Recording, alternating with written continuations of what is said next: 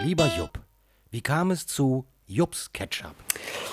Ja, also ich bin ja bereits seit Jahren Präsident eines kleinen Vereins, Ketchup-Licker e.V.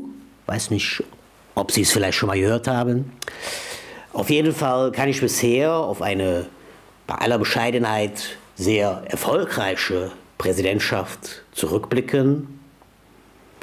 Nach nur 5 Jahren haben wir bereits das erste Mitglied von der Schelsig bei uns aufgenommen und vor kurzem nach intensiver und durchaus kontroverser Debatte auch das erste Mitglied aus Düsseldorf bei uns begrüßen müssen dürfen.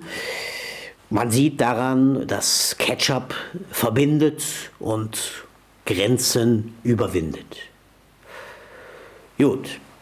Auf jeden Fall, nachdem in letzter Zeit von den Mitgliedern vermehrt der Wunsch an mich herangetragen wurde, habe ich mich dazu entschlossen, das Ketchup-Projekt in Angriff zu nehmen.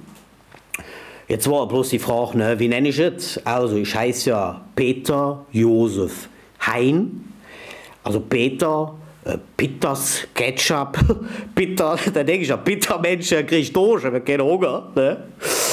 Hein, also Heinz Ketchup, das hört sich nicht an, das kann nicht schmecken. Oder halt Jupps Ketchup. Jupps Ketchup. Pure, tomatöse Poesie. Ja, dann hab ich mir gedacht, das ist es. Ne? So bin ich schon drauf gekommen. Entschuldigung, lieber Jupp, aber der Moderator ist gerade den Notdurft verrichten gegangen. Ja. Also im Prinzip steht die Frage schon da.